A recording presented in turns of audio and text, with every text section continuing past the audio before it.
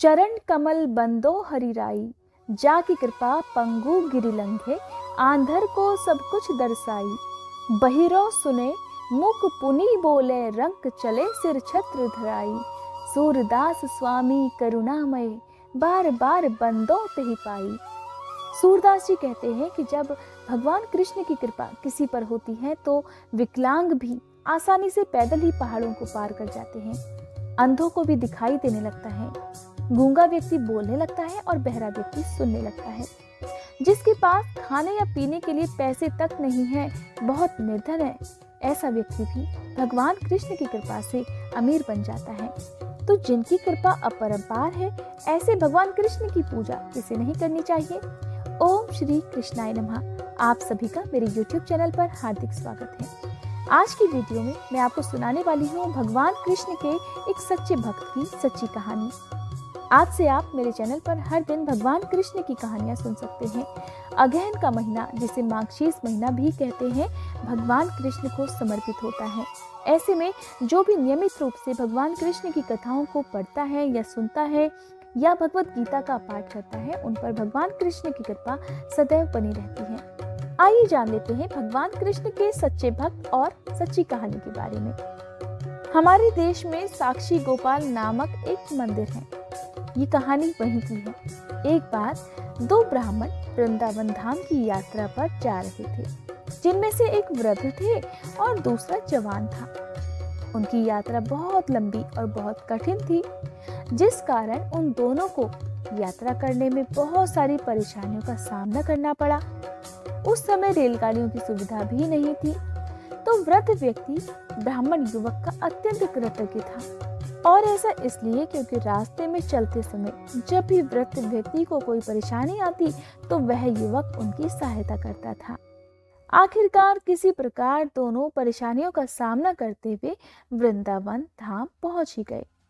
वृंदावन में पहुंचकर उस वृद्ध व्यक्ति ने उस युवक से कहा, हे युवक, तुमने मेरी बहुत सेवा की है और मैं तुम्हारा बहुत आभारी हूँ।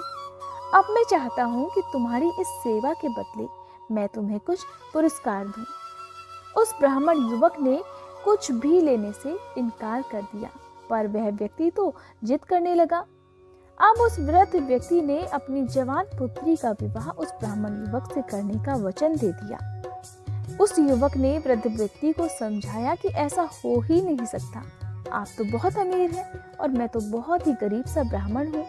और देखिए, ये जो वार्तालाप उन दोनों के बीच में हो रहा था, ये हो रहा था भगवान गोपाल कृष्ण के श्री विग्रह के सामने। लेकिन वृद्ध व्यक्ति तो अपनी जिद पर अड़ा था, और फिर कुछ दिन तक वृंदावन में रहने के बाद वे दोनों व्यक्ति अपने घर लौट आए। वृद्ध व्यक्ति ने घर आकर सारी बात बताई कि उसने अपनी बेटी का विवाह एक ब्राह्मण से तय कर दिया है, पर उनकी पत्नी को ये सब मंजूर ही नहीं था।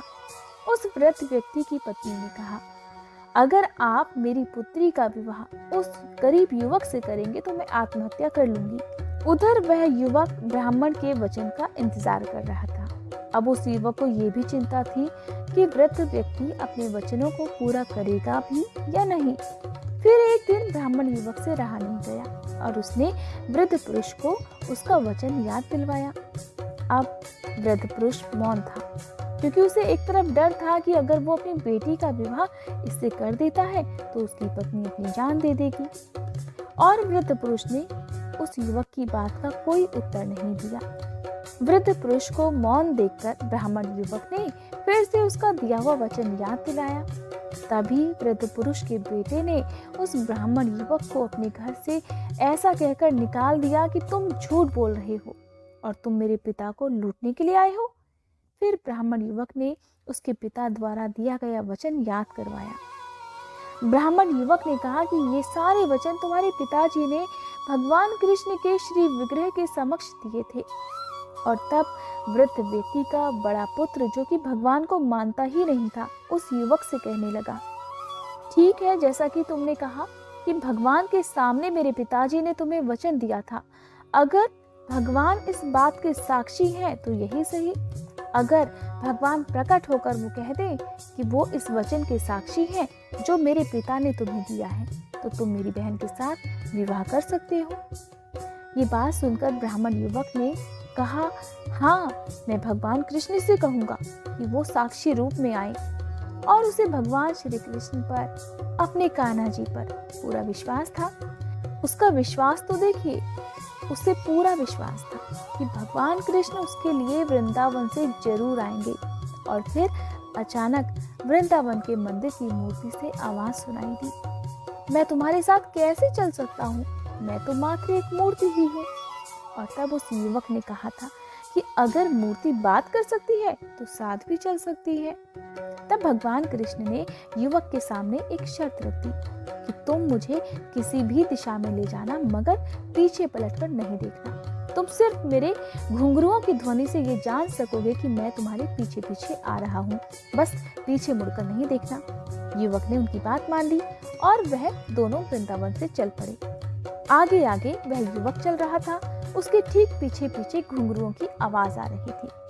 अब जिस नगर में उन दोनों को जाना था, वहां पहुंचने के बाद युवक को घुंघरुओं की आवाज आना बंद हो गई। अब जब अचानक से ही घुंघरुओं की आवाज आना बंद हो गई तो उस युवक ने सोचा कि कहीं भगवान जी वापस तो नहीं चले गए। अब उससे धैर्य रखा ही नहीं गया और उसने पीछे मुड़कर देख लिया। अब जब पीछे मुड़कर देखा तो उसने देखा कि वहां तो एक मूर्ति खड़ी हुई रखी थी, जो कि मूर्ति थी आगे चल ही नहीं सकती थी। और ऐसा इसलिए हुआ था क्योंकि उस युवक ने अपने वचन के विपरीत कर लिया था। उसने भगवान को वचन दिया था कि वो पीछे मुड़कर नहीं देखेगा, और जब उसने पीछे मुड़कर देख ही लिया तो जो घुंघरुओं की आवाज आ रही थी, जो भगवान कृष्ण साक्षात उसके पीछे पीछे चल रहे थे, वो एक मूर्ति में बदल चुके थे। अब वो युवक दौड़कर किसी तरह नगर पहुंचा, सब लोगों को इकट्ठा किया और कहने लगा कि देखो, भगवान श्री कृष्ण साक्षी रूप में मेरे साथ आए हैं।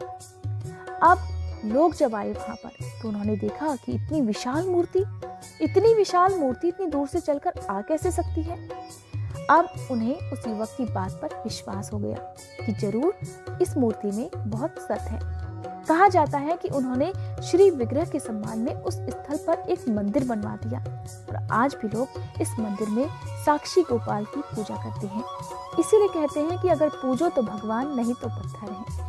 कहते हैं कि अगर आपको अपने भगवान में, अपने इष्ट देवी देवताओं में सच्ची श्रद्धा है, मन में अटूट विश्वास है, तो आप यकीन करिए, आप चाहे कितने भी कष्ट में क्यों ना हो, आपको आपके भगवान उबार ही लेंगे। चाहे आपके जीवन में दुखों का कितना भी अंधेरा क्यों ना हो, बस कुछ पलों में ही अगर आपने भगवान को सच्चे मन से याद कर लिया, सब कुछ उन पर निछावर कर लिया, अपने दुखों का अंधेरा उनके चरणों में समर्पित कर दिया, तो भगवान आपको हर संकट से उबार ही लेंगे। और कान्हा जी तो अपने भक्तों की पुकार सुनकर बहुत जल्दी उनकी मनोकामनाएं पूर्ण कर देते हैं। ये थी आज की वीडियो। उम्मीद करती हूँ आज की ये कहानी आपको पसंद आई होगी। वीडियो अगर अच्छी लगी हो तो कमेंट बॉक्स में हर बार की तरह कन्हैया जी की जय लिखना मत भूलिएगा। इसी तरह की और अन्य कहानियां सुनने के लिए आप मेरे चैनल को सब्सक्राइब करके बेल आइकन प्रेस कर सकते हैं। और अगर आपको ये कहानी पसंद आई हो तो इस वीडियो को ज़्यादा से ज़्यादा अपने रिश्तेदारों के साथ, अपने फ्रेंड्स के साथ शेयर जरूर कीजिएगा।